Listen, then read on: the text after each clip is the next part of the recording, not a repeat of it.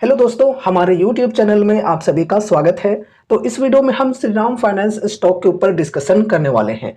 दोस्तों, यहाँ पर एक बड़ी इवेंट है बेसिकली स्प्लिट से रिलेटेड।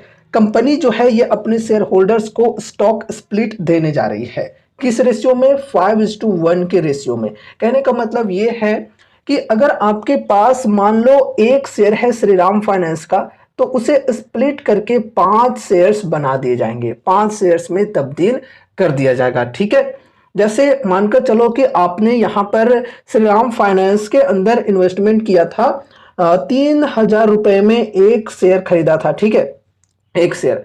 अब ये 5:1 के रेशियो में स्प्लिट हो जाता है, तो फिर यहाँ पर 3,000 इन्वेस्टेड अमाउंट सेम ही रहेंगे, लेकिन यहाँ पर जो एवरेज प्राइस होगी आपकी बाइंग की वो हो जाएगी 600 रुपये पर शेयर की। ठीक है, 600 रुपये पर शेयर, और 600 गुने 5 यानी कि 3,000। ठीक है, तो इन्वेस्टेड अमाउंट जो है आपका वो सेम ही रहेगा, लेकिन यहां पर जो आपके शेयर्स की क्वांटिटी है पहले 8 थी वो अब 5 हो जाएगी। ठीक है, तो इस प्रकार से 5:1 के रेशियो में स्टॉक स्प्लिट यहां पर होने जा रही है। इसी प्रकार से मानकर चलो अगर आपके पास 100 शेयर्स हैं तो वो स्प्लिट होकर 500 शेयर्स बन जाएंगे। तो देखो दोस्तों, इन्वेस्टर्स को साइकोलॉजिकली अगर हम देखें तो थोड़ी सी सुकून मिलती है शेयर्स की जो क्वांटिटी होती है वो ज़्यादा देखकर। वैसे इसे बहुत ज़्यादा बेनिफिट्स इन्वेस्टर्स को नहीं मिलते हैं, बस देखने में ही सुकून लगता है कि यार हाँ, हमारे पास जो क्वांटिटी है वो काफ़ी सारे हैं। ठीक है, इससे कोई बहुत ही बड़ी बेनिफिट्स नहीं होती है। बाकी स्टॉक के अंदर जो वॉल्यूम है ये बढ़ जाता है स्प्लिट होने के बाद। ठीक है, अब दोस्तों यहाँ पर देखो फेस वैल्यू की अगर हम बात करें तो अभी फेस वैल्यू है स्टॉक की 10 रुपए की।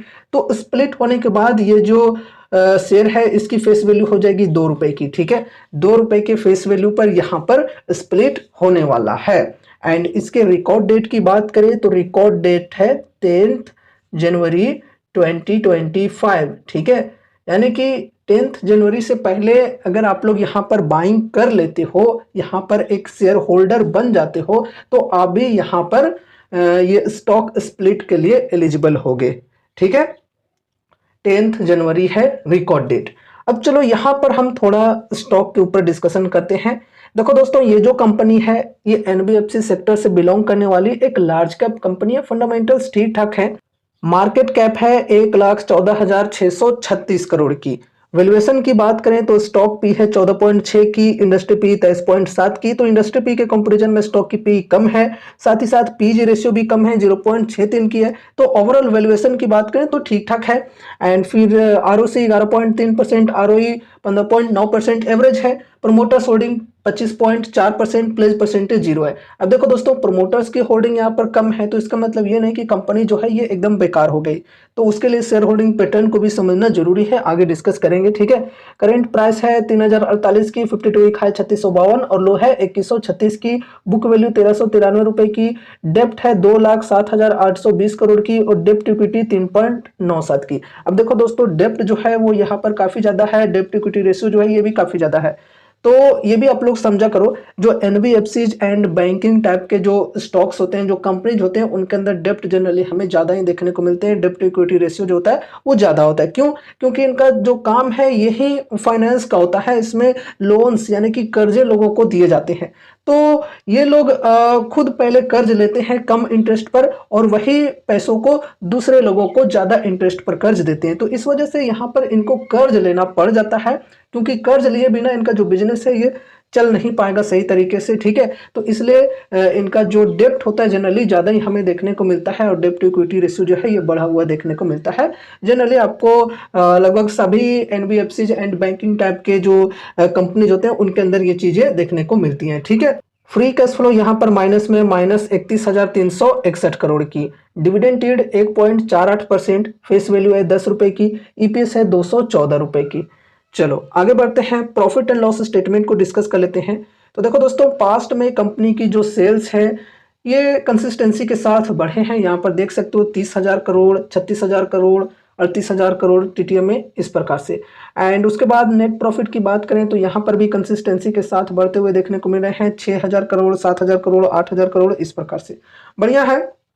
अब यहाँ पर हम compounded sales growth and profit growth को डिस्कस करते हैं। तो देखो दोस्तों यहाँ पर compounded sales growth and profit growth की जो परसेंटेज है ये बढ़िया है, ठीक है, और डबल डिजिट्स में है। अब देखो दोस्तों यहाँ पर अगर मैं इन्वेस्टमेंट के लिए इंटरेस्टेड हूँ तो एक बार मैं इनके पीयर्स के साथ जरूर से कंपेयर करना चाहूँगा। इनके पीयर्स में कौन कौन से कंपनीज हो जाती हैं, लाइक यहाँ पर चोलामंडलम फाइनेंस हो गया, फिर बजाज फाइनेंस हो गया, इस प्रकार के कंपनीज इनके पीयर्स में आ जाते हैं। देखो यहाँ पर अगर हम मार्केट कैप के अनुसार बात करें तो 1 लाख करोड़ की मार्केट कैप है इस स्टॉक की। तो 1 लाख करोड़ के अंतर्गत ही अगर हम लोग देखें तो चोलामंडलम का ऑप्शन हमारे पास है। चोलामंडलम की भी मार्केट कैप लगभग सेम ही है, तो चोलामंडलम के साथ जरूर से कंपेयर करेंगे। अगर चोलामंडलम के अंदर sales growth and profit growth की जो परसेंटेज है वो इसके कंपैरिजन में ज्यादा बेटर है, आरओसी आरओई और भी जो चीजें उन सभी चीजों को कंपेयर करना चाहिए। तो अगर सभी चीजें इसके कंपैरिजन में वहां पर ज्यादा बेटर मिल रही है तो मैं उसके साथ चलना प्रेफर करूंगा। इसके अलावा मैं चाहूं तो लीडर के साथ भी कंपेयर करूं, ठीक है, लीडर के साथ भी कंपेयर करके देखना चाहिए। लीडर कौन सी कंपनी है एनबीएफसी सेक्टर में इंडिया में, तो बजाज फाइनेंस है। तो बजाज फाइनेंस जो है वो सबसे बड़ी कंपनी है, तो उसके साथ यहां पर मैं कंपेयर करूंगा। अब देखो बजाज फाइनेंस के कंपैरिजन में यहां पर sales growth and profit growth compounded में बात करें तो यहां पर कम है, ठीक है। बजाज फाइनेंस की जो है वो थोड़ी सी बेटर हमें देखने को मिल रही है इसके कंपैरिजन में, तो मैं उसके साथ चलना प्रेफर करूंगा क्योंकि वहां पर रिस्क कम है। जब ग्रोथ दोनों के अंदर सेम ही है तो रिस्क क्यों ज्यादा लें यहाँ पर, है कि नहीं। वहां पर चलेंगे तो रिस्क भी जो हमारा है वो कम होगा, साथ ही साथ जो sales growth and profit growth की परसेंटेज है वो इससे बेटर है। अगर इसके इक्वल भी होती है तो भी मेरे हिसाब से सही होगा, ठीक है, क्योंकि वहां पर जो रिस्क है वो कम हो जाती है, ठीक है। अब सिर्फ अगर आप लोग ग्रोथ के हिसाब से देखना चाहो तो ग्रोथ की जो पोटेंशियल है यहां पर ज्यादा है, क्योंकि बजाज फाइनेंस को आपके पैसों को डबल करने में काफी ज्यादा मेहनत लग जाएगा, मार्केट कैप को एकदम डबल करना पड़ेगा। यहां पर भी मार्केट कैप को डबल करना पड़ेगा, लेकिन यहां पर जो ग्रोथ की पोटेंशियल है ये काफी स्ट्रांग है। मतलब छोटे छोटे जो कंपनीज होते हैं ये काफी तेजी से ग्रो करते हैं, बड़े कंपनी जो है वो धीरे धीरे ग्रो करते हैं, ठीक है। आगे चलकर जो उनकी ग्रोथ है उसमें स्लो डाउन देखने को मिलता है। ऐसा नहीं है कि कोई 5 लाख करोड़ की मार्केट कैप वाली कंपनी है अगले साल तुरंत से 10 लाख करोड़ की बन जाएगी, तो ऐसे चांसेस काफी कमी होती है। लेकिन अगर हम इस टाइप के कंपनीज की बात करें तो 1 लाख करोड़ की मार्केट कैप है, तो ऐसी पॉसिबिलिटीज हो सकती है कि मतलब 1 लाख करोड़ की मार्केट कैप है तो अगले साल तक 2 लाख करोड़ तक शायद से हो भी जाए, ठीक है। तो यहाँ पर ग्रोथ की जो पोटेंशियल होती है ये काफी ज्यादा होती है, लेकिन उसके अनुसार रिस्क भी काफी ज्यादा होता है। अब यहाँ पर आपको ये डिसाइड करना है कि आपको कम रिस्क के साथ चलना है या फिर ज्यादा रिस्क के साथ चलना है, तो वो आप अपने हिसाब से डिसाइड करके चल सकते हो। एक चीज और, जैसा कि हमने बोला कि चोलामंडलम का भी ऑप्शन हमारे पास है, तो चोलामंडलम का भी यहाँ पर जो मार्केट कैप है ये लगभग 1 लाख करोड़ का ही है। तो यहाँ पर ग्रोथ की भी पोटेंशियल बढ़िया है and compounded sales growth, profit growth, ROC ROE, इन सभी चीजों की बात करें तो ये भी हमें बेहतर देखने को मिल रहा है। तो वहां पर मैं इन्वेस्टमेंट करके चलूंगा, ठीक है। ये मैं पर्सनली अपनी बता रहा हूं, मैं आपको ये कोई कॉल टिप या रिकमेंडेशंस नहीं दे रहा हूं, कोई एडवाइस नहीं दे रहा हूं कि आपको भी ऐसा ही करना चाहिए। आपको मैं ये कहना चाह रहा हूं, समझाना चाह रहा हूं कि कोई भी कंपनी के अंदर इन्वेस्टमेंट करने से पहले पीयर्स के साथ जरूर से कंपेयर करना चाहिए, क्योंकि क्या पता हमें इससे भी बेटर कोई स्टॉक मिल जाए, है कि नहीं, जहां पर रिस्क कम हो और रिवॉर्ड्स के जो चांसेस हैं, जो ग्रोथ की जो चांसेस हैं वो बेहतर हो या फिर इसके इक्वल ही हो, तो वहां पर हम इन्वेस्टमेंट करना प्रेफर करेंगे, ठीक है। इसलिए मैं इन चीजों को समझा रहा हूं। तो एक बार पीयर्स के साथ में जरूर से कंपेयर कर लेना। और जैसा कि हमने बोला कि इसके कंपेरिजन में मुझे चोलामंडलम ज्यादा बेहतर लगता है, ठीक है, अगर सेम मार्केट कैप के अनुसार मुझे चलना है तो। बाकी यहां पर अगर मुझे कम रिस्क के साथ चलना है तो फिर मैं बजाज फाइनेंस को प्रेफर करके चलूंगा, ठीक है। अब चलो यहां पर हम शेयर होल्डिंग पैटर्न को डिस्कस करते हैं। देखो दोस्तों यहां पर अगर हम प्रमोटर्स की बात करें तो प्रमोटर्स की होल्डिंग है यहां पर 25.4% की, और यहां पर बाकी जो होल्डिंग्स हैं उनमें देख सकते हो ज्यादातर होल्डिंग्स एफआईआईज के पास है, और सितंबर क्वार्टर तक 53.29% की होल्डिंग है एफआईआईज की। फिर यहाँ पर डीआईएच की भी ठीक ठाक होल्डिंग है, 16.21% की है, ठीक है। एंड पब्लिक के पास एक छोटी सी होल्डिंग है मात्र 5.07% की, ठीक है। तो देखो इंस्टीट्यूशंस के जो होल्डिंग्स है यहाँ पे ये काफी बेहतरीन तरीके से है, ठीक है। चलो अच्छी बात है। अब यहाँ पर हम टेक्निकल्स को भी समझ लेते हैं। तो दोस्तों लॉन्ग टर्म इन्वेस्टमेंट के लिए अगर हम 52 वीक हाई के लेवल से करेंट प्राइस तक की बात करें तो कुछ खास डिस्काउंट्स अवेलेबल नहीं है, मात्र 15-16% की ही डिस्काउंट्स मिल रही है, ठीक है। अब देखो यहाँ पर टेक्निकल्स के अंदर हमें क्या देखने को मिला है कि यहाँ पर एक रेजिस्टेंस की लेवल है 3064 की। इसी रेजिस्टेंस के पास है प्राइस फिलहाल। तो रेजिस्टेंस के लेवल्स पर बाइंग नहीं की जाती है, सेलिंग की जाती है।